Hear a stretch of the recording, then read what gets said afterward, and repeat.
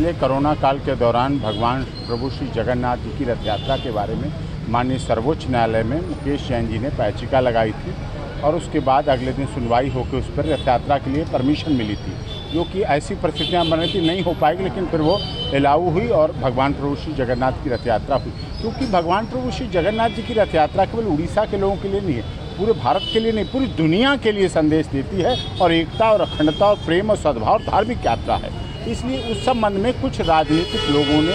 इस तरह के केस रजिस्टर्ड कराए कि जिससे कि मुकेश जैन इस भगवान प्रभु श्री जगन्नाथ की रथ यात्रा कराने का माइलेज ना ले लें, लाभ ना ले लें। इसलिए कुछ राजनीतिक नेताओं ने, सत्ता के भी हैं, विपक्ष के भी हैं, इस तरह के लोगों ने विभिन्न जगह केस रजिस्टर है, भद्रक कराया, बालेश्वर कराया, कटक कराया और दिल्ली में भी केस। पहले दिल्ली में केस रजिस्टर्ड हुआ जो कि जुरिडिक्शन था और वहाँ होना चाहिए, जो सेक्शन थी उसमें मुकेश जैन की बेल मैंने कराई, वहाँ बेल हो गई, एंटीसिपेटरी बेल हो गई। और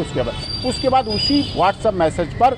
कटक में केस रजिस्टर्ड हुआ, भद्रक में हुआ, बालेश्वर में हुआ। उसी ऑफेंस, एक ही अपराध पर 4 जगह केस रजिस्टर हुआ। पहला ऑब्जेक्शन, एक ही अपराध पर विभिन्न तरह के सेक्शन लगाए। एक दिल्ली में बेल होती है एंटीसिपेटरी और यहाँ जेल भेजा जाता है, 14-14 महीने जेल की प्रोसीडिंग होती है। तो इस तरह से जब भारत का संविधान एक है, सीआरपीसी एक है, आईपीसी एक है, माननीय अदालत एक है, भारत के संविधान निर्मात्री संस्था के अध्यक्ष डॉक्टर भीमराव अम्बेडकर एक थे, तो इस तरह से एक केस में, एक बात पर, एक ऑफेंस पर विभिन्न जगह केस रजिस्टर्ड क्यों हुआ, इस बात के लिए। और जो सेक्शन हैं जो इतने दिनों में,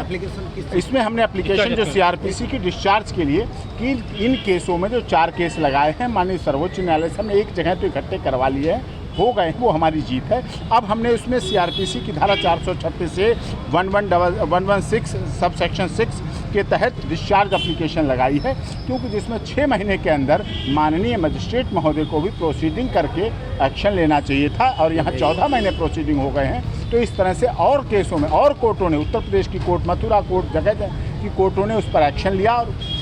मुलजिम को डिस्चार्ज किया गया, केस को खारिज किया गया। इसी तरह से हमारी मांग है, यहाँ माननीय अदालत कटक में आज जो मेरा आगमन हुआ है इसीलिए हुआ है कि मुकेश जैन का ये केस जो है वो